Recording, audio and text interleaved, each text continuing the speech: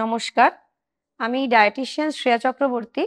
আজকে একটা খুবই ভালো একটা ফল কলা সবারই খুব ফেভারিট, ওই বিষয়ে আলোচনা করতে এলাম যে কলা হচ্ছে খুবই একটা সুস্বাদু ফল, খুব অ্যাভেলেবল আর পেটটাকে ভরিয়ে রাখে। আর একটা ব্যাপার হচ্ছে যে এটার ধোয়া কাটার ঝামেলা নেই, আবার ইকোনমিক্যালও, মানে ইজিলি সবাই এটাকে কিনতে পারে। তো সেই কারণে এটা খুবই একটা important part of the diet আমাদের রেগুলারলি। কিন্তু ডায়াবেটিক পেশেন্টরা কি এটা অতটাই স্বাচ্ছন্দ্যের সাথে খেতে পারবে, সেই বিষয়ে আজকের আলোচনা। তো ফার্স্ট হচ্ছে একটা 126 গ্রাম কলার মধ্যে 29 গ্রাম কার্বোহাইড্রেট থাকে আর 112 ক্যালোরি এটা থেকে আমরা পেতে পারি। আর এটার গ্লাইসেমিক ইন্ডেক্স, মোটামুটি একটা পাকা কলার গ্লাইসেমিক ইন্ডেক্স হচ্ছে 62। তো এইটা কিন্তু যেহেতু এতটা হাই কার্বোহাইড্রেট আর গ্লাইসেমিক ইন্ডেক্সটা মোটামুটি মডারেট বলা যেতে পারে, তাই এটা শরীরে গ্লুকোজ লেভেলটাকে চট করে হাই করে দিতে পারে। এবার ডায়াবেটিকদের বিষয়ে একটা কথা বলে নিই।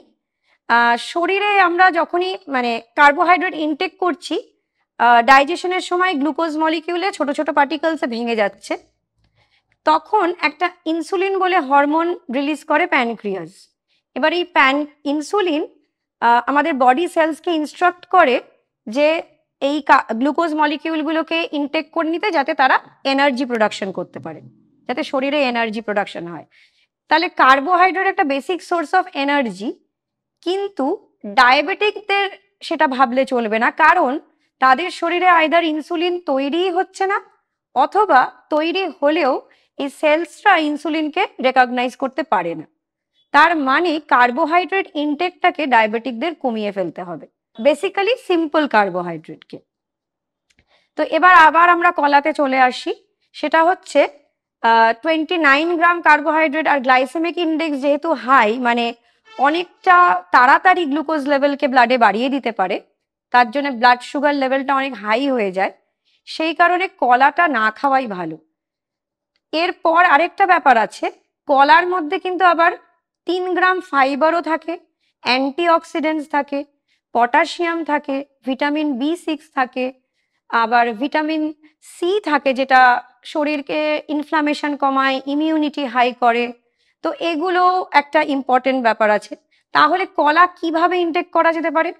তাহলে একটু যেটা হচ্ছে পাকা কলাটাকে যদি ডায়েট থেকে বাদ দিয়ে একটু কাঁচা কলা ডায়েটে রাখা যেতে পারে, কারণ কাঁচা কলার গ্লাইসেমিক ইন্ডেক্স হচ্ছে 22, তাহলে অনেকটাই কম। আর কাঁচা কলার মধ্যে থাকে রেজিস্ট্যান্ট স্টার্চ, যেটা হচ্ছে ফাইবারের মতনই ডাইজেশনে একটু সময় লাগায়। এটা একটা ধরনের কমপ্লেক্স কার্বোহাইড্রেট, তার জন্যে গ্লুকোজ লেভেলটা ব্লাডে অত তাড়াতাড়ি বাড়তে পারে না। তো তার জন্যে কাঁচা কলা যদি ডায়েটে রাখা যেতে পারে। আরেকটা কথা, পাকা কলাও যদি পোর্শন সাইজটা বুঝে রাখা যায় ডায়েটে, সেটাও কিন্তু ডায়াবেটিকদের জন্য উপকারী। আর অবশ্যই তাদের ডায়াবেটিক লেভেলটা কতটা কন্ট্রোলড আছে সেটাও তাদের দেখে নিতে হবে। যদি মোটামুটি ভালো HbA1c থাকে, লাইক অ্যারাউন্ড 5 to 5.6 এর কাছাকাছি, তাহলে অল্প পরিমাণে যদি বা রেগুলার যদি না খাওয়া হয় পাকা কলা, সেটা দেখে নিতে পারেন। তবে অবশ্যই আপনাদের ডায়েটিশিয়ান বা ডক্টরের পরামর্শ নিয়েই খাবেন।